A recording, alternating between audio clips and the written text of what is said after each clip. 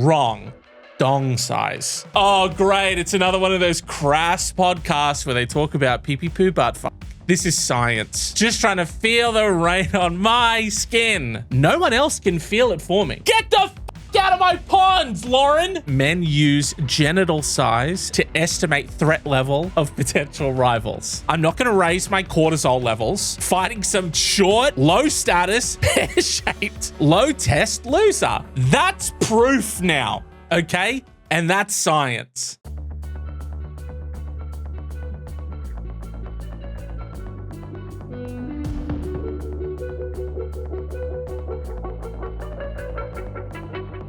We're but wonderful, a journey into the minds of strange people doing strange things. I'm James, you're you. Each week, you and I are wading into the waters of the human psyche, from cult leaders to Craigslist creeps, and we're just trying to figure out what drives people to act on the weirdest parts of themselves.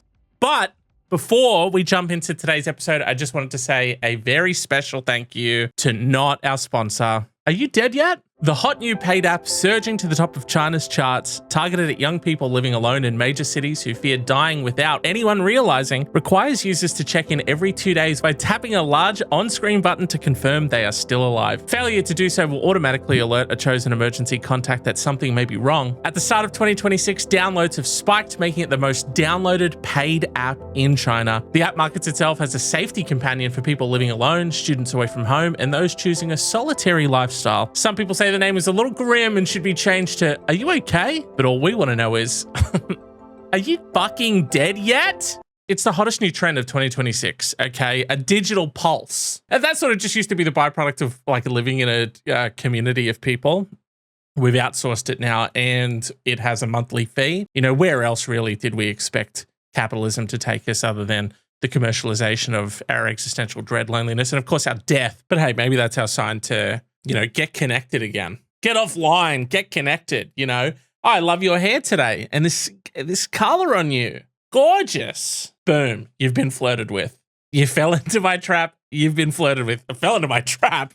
Okay, you've been flirted with, this is what I'm trying to say. Okay, picture yourself, you're at a bar, you're flirting with a very handsome guy, gal, non-binary pal. Put yourself there now. Are you flirting for fun? Maybe to build a connection? Are you trying to build the we? If that's what you're doing, that's relational flirting. If you're flirting for personal gain, are you trying to get something out of the person that you're flirting with? Is the flirting a means to an end? And does that end benefit you? That's instrumental flirting. Relational builds the we, instrumental benefits me.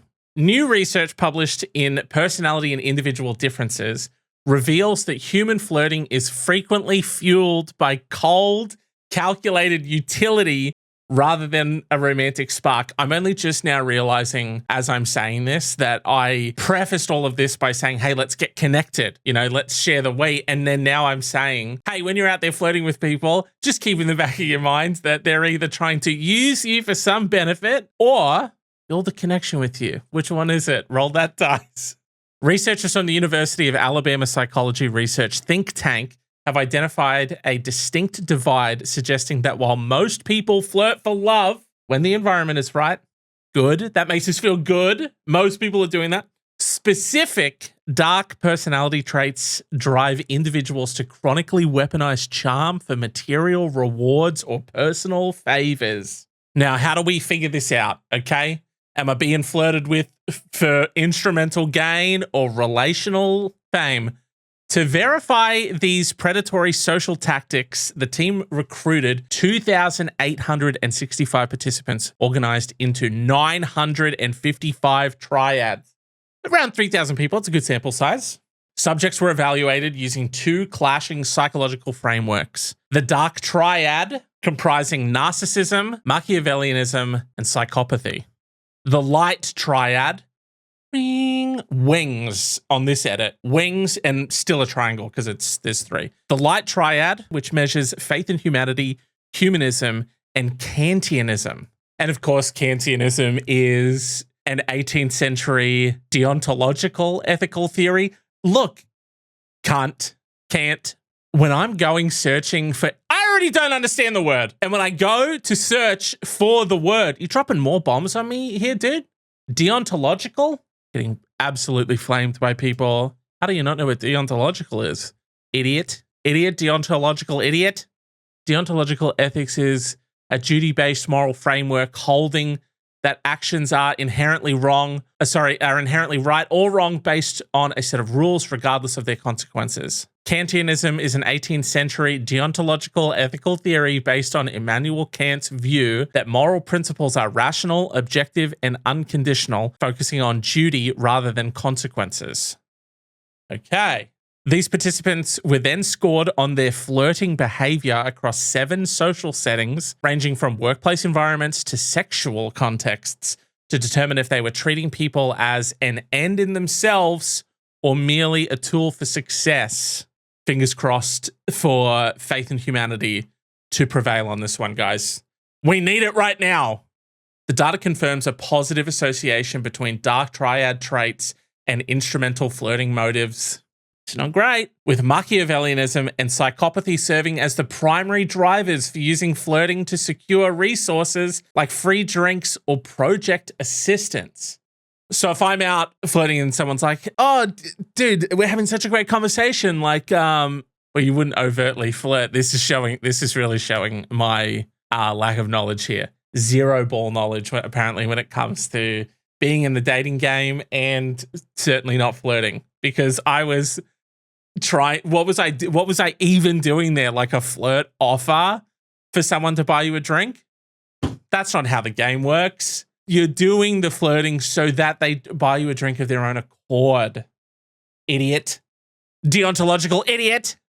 Conversely, those high in the light triad, specifically those practicing Kantianism and humanism, showed a significant aversion to manipulative flirting. Light traits did not make individuals more likely to flirt for romance. Instead, relational flirting was found to be almost entirely situational, occurring whenever a romantic opportunity presented itself, regardless of the person's inherent goodness. Entirely situational. What is further research required? We need to deeply understand what situations elicit relational flirting. Therefore, concordantly, what's that from? There we go. Vis-a-vis, concordantly. Oh my God, dude, that's a fucking Will Ferrell like MTV sketch. Oh, that's embarrassing. Cut that out. Cut that out, me. Ergo, vis-a-vis, concordantly. What I'm saying is we need to figure out what the situation is, the context in which a romantic opportunity presents itself. What is that situation? And then we put ourselves in as many of those situations as possible. Given that, they're safe contexts, We don't want it to be like, a huge event that like leads to people getting together is like firefighters saving you from a burning building. And it's like, cool, go into my building, set it on fire. Save me, please. Didn't get to you in time. You get what I mean? Like, make it a safe environment. You get it, dude. You get it. I don't need to tell you. Me and you, we're here. So the report's most bizarre finding centers on narcissists who showed no preference for either instrumental or relational motives. Researchers believe they flirt purely for esteem boosting and a hit of validation. That's pathetic. That is. Ring-a-ding-ding. We have found the most pathetic reason. Oh, me. What are you flirting for? A drink? Idiot. Deontological idiot. And what are you flirting for? Like a relationship? Ugh. I flirt for neither. I flirt for the boost to the ego. So when I came in earlier and I was like, oh my God, great hair. Love this color on you. So great. They would have just gotten a little hit of validation and been like, it feels very energy vampire. You know what I mean? Tell me I'm good. That's what it feels like. It's that. It's D in Always Sunny, where she's saying to the therapist, tell me I'm good. Tell me I'm good. Tell me I'm good. It's that. We found it. We found it. Gender also played a role, with women more likely to adopt instrumental motives.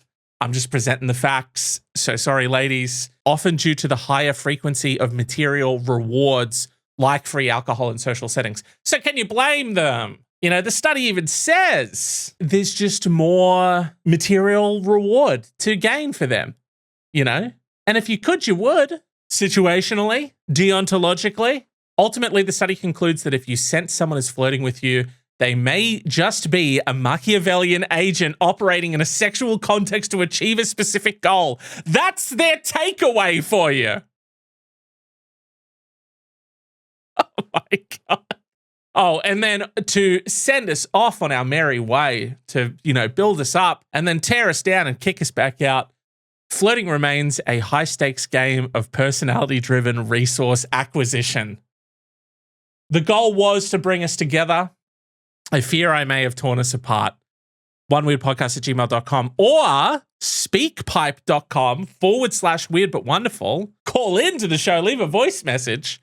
What's your go-to flirty line or move? Or better yet, have you ever realized halfway through a conversation that the other person is just working you? How did you play that one out? Again, it's not really helping it. Or what's your go-to flirty line? That's a better one, more lighthearted. But it's good, we don't have enough reasons to be on edge, particularly in the dating pool in 2026. So now when someone's putting the witty moves on you, you got to think, what are you up to, sneaky devil? Are you fleecing in broad daylight? Is this instrumental? Are you exhibiting dark triadian, anti-Kantian motives? I'm so sorry. I'm looking for my light triaded prince. Get the fuck out of my face, please, dude. Okay? Hey, and since we're talking about getting out there more, flirting, maybe even. If you're flirting, you're probably, if you have chosen to actively pursue the flirt, the world is basically crumbling, okay? You can do whatever you want. And if you want to chase the flirt and live the flirt, do you, dude, okay? But let me give you this scenario before you head out really quickly. You're on a night out, partying with the friends, you bump into a guy. And it's not like a cool emo night or, that kind of crowd where you could essentially just see a dude with like the perfect mustache and then become best friends with them. God, the emo and alternative club scene in Brisbane for a period of time there. Thriller. You guys remember? Anyway, guys, focus, please. You're at a bar. Okay.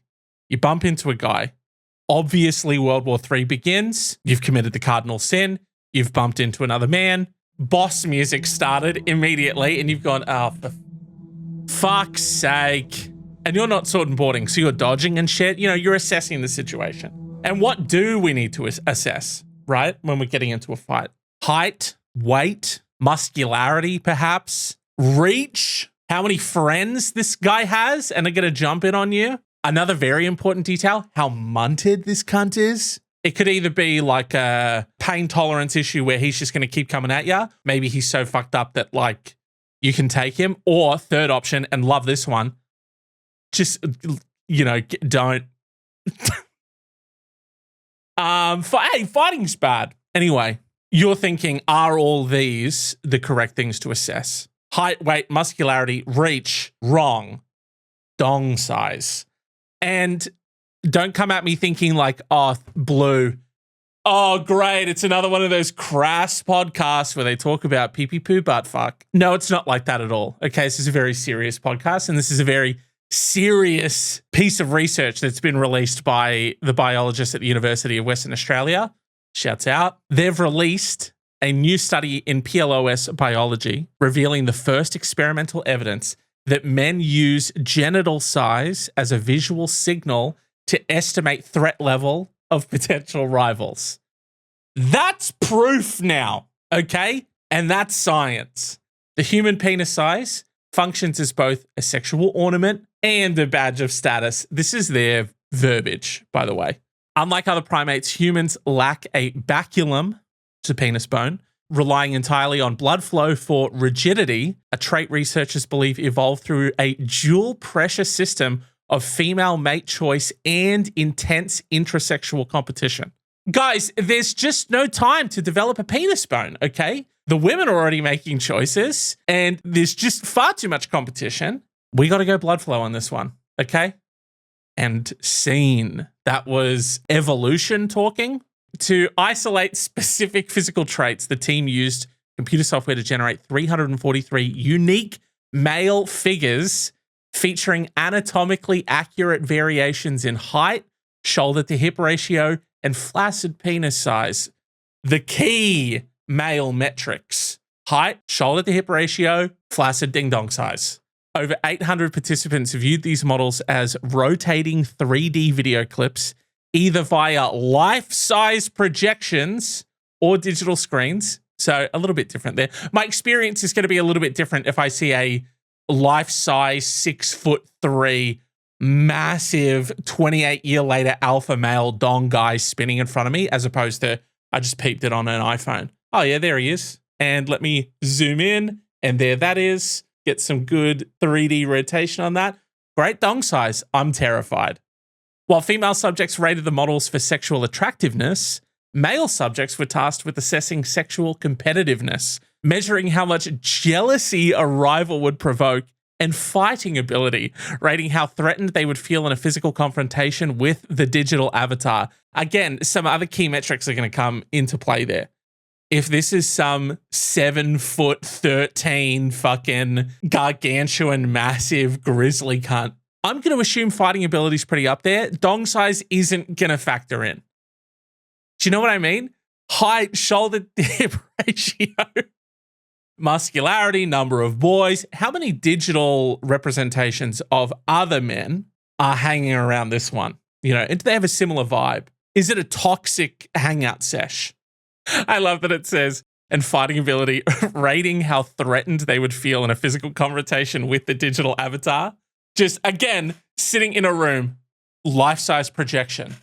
Average dong size on that guy, so like not really threatened? No. That's a 9. Please get it off, actually. 1 goes up on the screen. Oh, yeah. No. Yeah. 10. Change it. The data revealed that while women view physical traits as a composite package, men view them linearly, often overestimating the attractiveness of exaggerated physical features.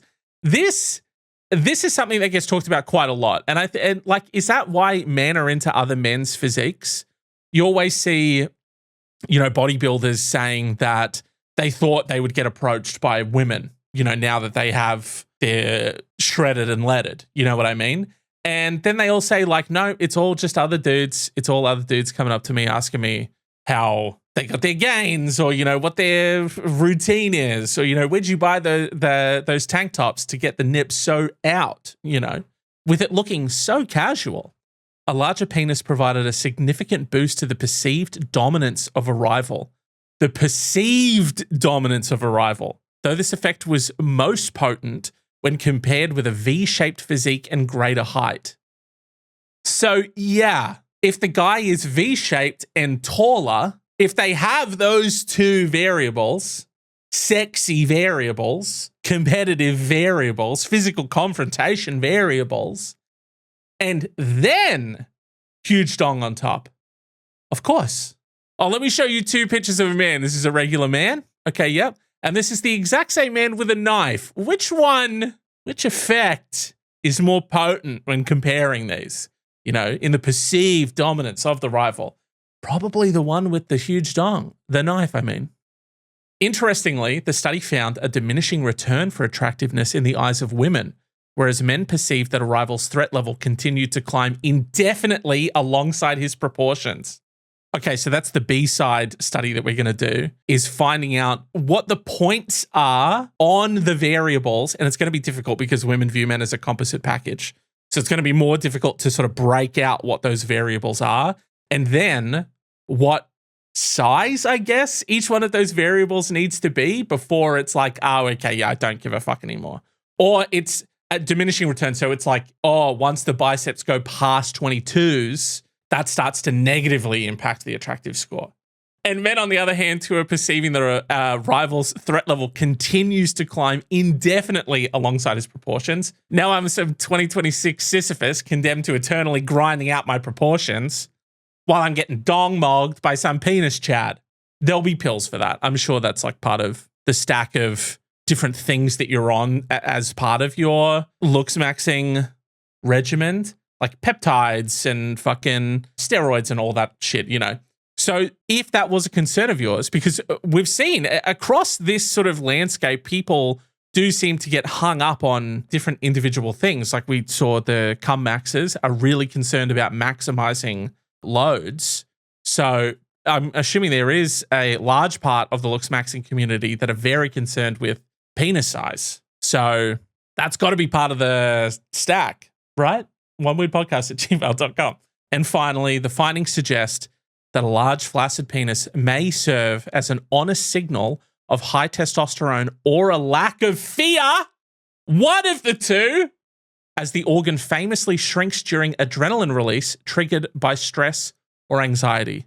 New meta unlocked for when me and the boys get into a hairy situation. I don't know why. I don't know why my first thought was, well, we're in a haunted house, obviously.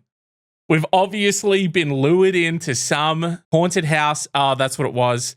This would have been back when we were like 18. Someone's throwing a house party. We read about it on, I'll say Facebook, but it might have been MySpace. I'm not sure. Me and the boys, we find out that there's a cool house party happening on the weekend. We all go to it. Oh, so weird. No bloody lights on or anything. No music. 18. We're thick as shit. You know what I mean? Maybe everyone's just, maybe it's like a silent party, you know what I mean? Where everyone's wearing headphones and stuff. We wander in. Door disappears behind us. This is the start to a VHS movie. This might be the first VHS Halloween short film. Anyway, door disappears behind us. Now we're in a hairy situation. We're being, all of the natural stuff ensues. Oh my God, there is some type of like monster in the house. We're all now hiding. Here's the new meta. Hey, I say all of that to say this. The new meta is all the boys. We're cowering upstairs in this haunted house. Everyone shows hog. Pause. Hear me out. The biggest one, AKA, according to science, the least fearful, they have to go run and get help, or they're the distraction while we all run the opposite way. That's fair. Evolutionarily, I think that's fair. And, humans like to invent new systems, new ways to work around problems.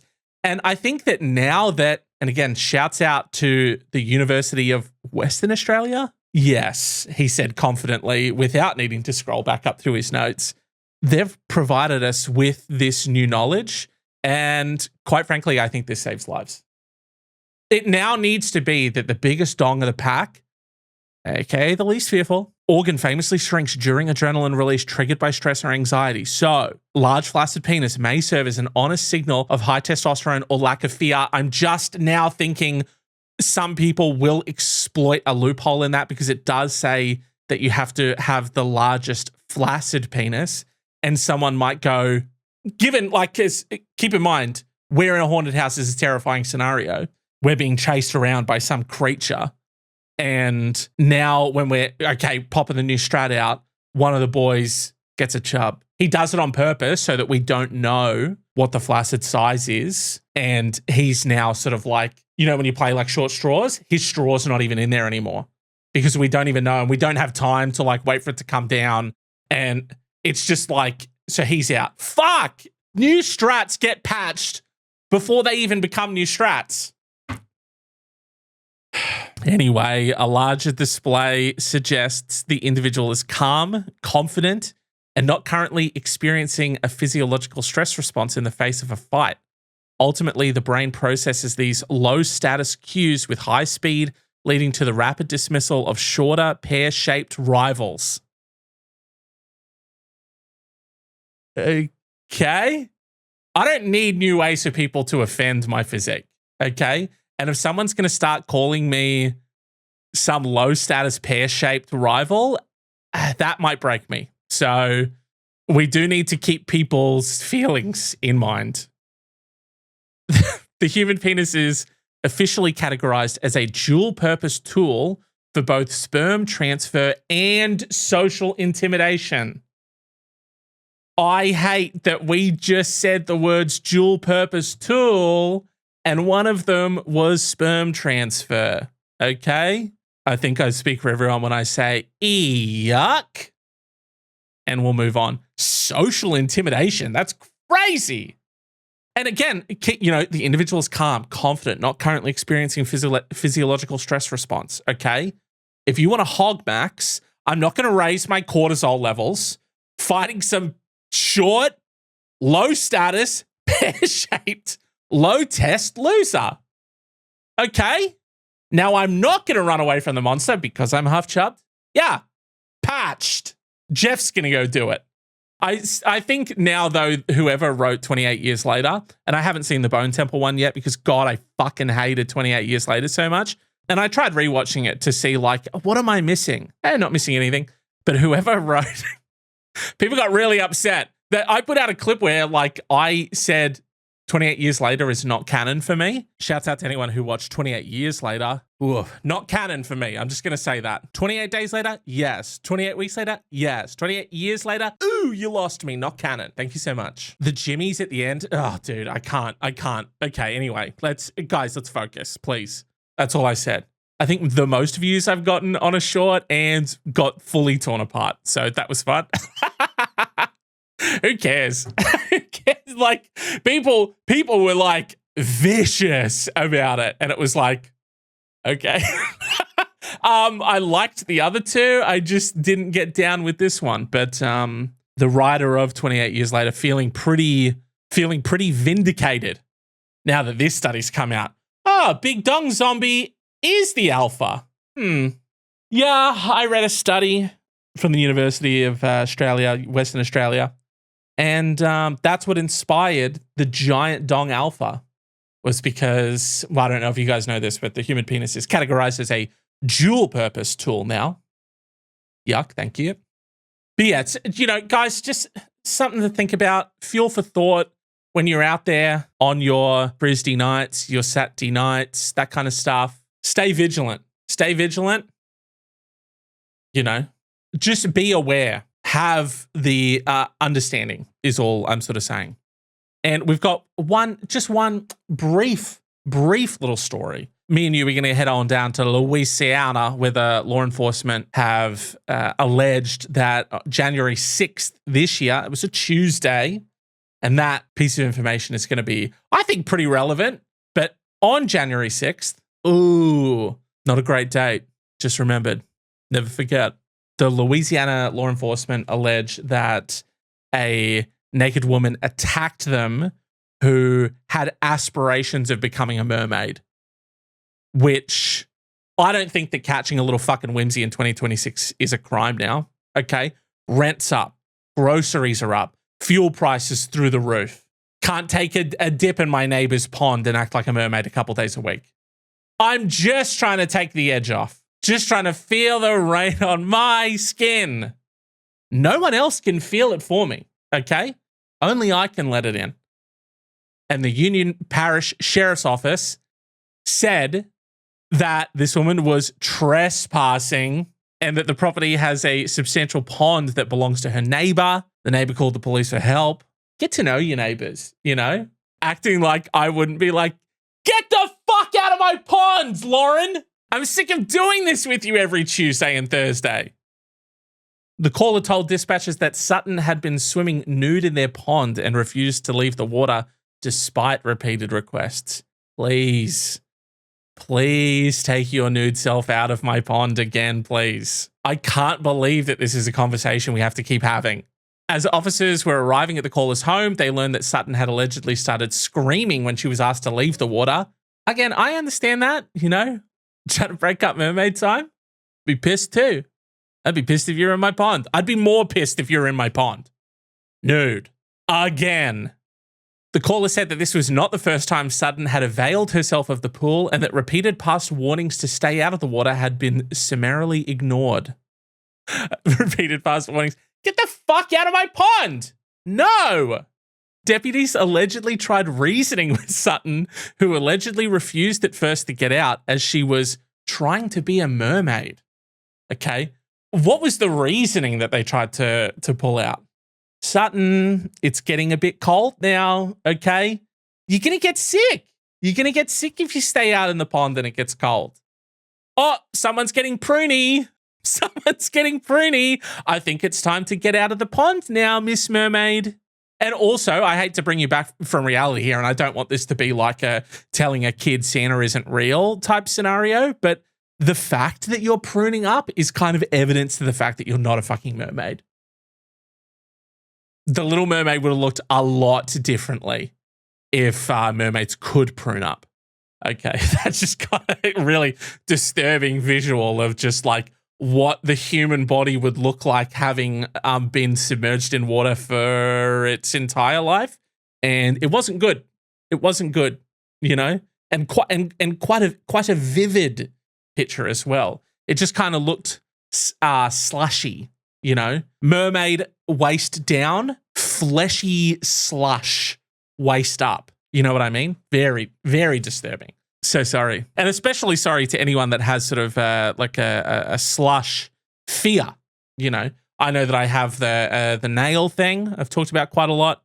That Kevin Bacon movie, nails across the thing, the nails ripped off. They showed it. I was too young to see it. It's in here now forever and can't handle nail things. Sorry if slush is yours. Anyway, the officers eventually coaxed the sea nymph wannabe out of the pond. Who's writing this? Shots fired at Sutton for no reason. Many reasons. The officers eventually coaxed the sea nymph wannabe out of the pond and called the MS to evaluate Sutton. The statement said that when they tried moving Sutton into an unspecified home, she suddenly started to charge at one of the deputies. Yeah. What do you mean? Everything about that didn't sound right. I'm nude, by the way, a nude mermaid, having my mermaid time, which you've just interrupted. I've now been taken away from my home, the pond, and I'm being moved into, quote, an unspecified home. Terrifying. I'd charge at someone too, okay? I think I'm now back on Sutton's side. Sutton was tased, but cops said the electrical jolt had zero effect and she continued towards the officers. Nice. Yes. Just that scene from Get Out, but a fully nude, pruny woman just running straight at him. Taser, taser, taser. Full Terminator 2 liquid metal guy sprinting unfazed. Oh, trying to taser. That's the guy. She starts getting tased, turns to the owner of the house. Sutton being tased by police. She's standing there smoking a cigarette, turns to the owner of the house and says, "I'ma get you, bitch." It is alleged that when Sutton reached him, she kicked and punched the deputy. The statement notes Sutton was finally restrained and taken to hospital, allegedly threatening to kill the deputies and paramedics the whole way there. You took a fish from it, Tone. Okay. Sutton has been charged with 3 counts of resisting an officer with force or violence, 2 counts of public intimidation, 2 counts of battery of a police officer, 1 count of disturbing the peace/drunkenness, and 1 count of criminal trespassing. Trying to catch a little whimsy on a Tuesday in 2026 got me hit with 6 charges. Cool. Cool. And that is going to do it for this one. I appreciate you coming and hanging out with me. So many things vying for your attention. And I say it all the time, but I do genuinely mean it. It means a lot that you would choose to spend this precious time that you have, this precious attention you have here with me. It does mean a lot. And if you happen to have any weird but wonderful news articles, snippets, stories, findings, you got a cool and or weird thing that happened to you in the past week, shoot me an email, oneweirdpodcast@gmail.com, or leave me a message, speakpipe.com/weird but wonderful, especially if you have a weird story, a strange encounter. And if you're cool for me to share the recording on the show, that'd be cool. That'd be fun. Like a little, I was going to say like a call-in show, but kind of. Yeah, kind of. I'll stick with that. If you want to keep up to date with me, you can find me at mypixelpersona on Instagram and TikTok, or at One Weird Podcast on Instagram and TikTok for the show. Subscribe to the YouTube. Get yourself the video version of the show each time one comes out. YouTube.com/@weirdbutwonderful. Chuck a rating review on iTunes, Spotify, wherever you get the podcast. It helps people like you. You freak. Really quick, it helps people like you find the show and grow what we're doing here. But are there Are there things in your head whenever you say a word and you say it like how you've maybe heard another person say it, or in a movie or whatever, or even just saying it or hearing it sparks that in your head? Because Freak, for me, is the Harry Potter movie. I can't remember the Dursley, the mum Dursley is talking about Lily getting into Hogwarts, I think. And she's like, and that's how I think Freak has said, I'll put the clip in here so you know what I'm saying. You know, hopefully that doesn't get the entire video taken down. Isn't the internet fun in 2026?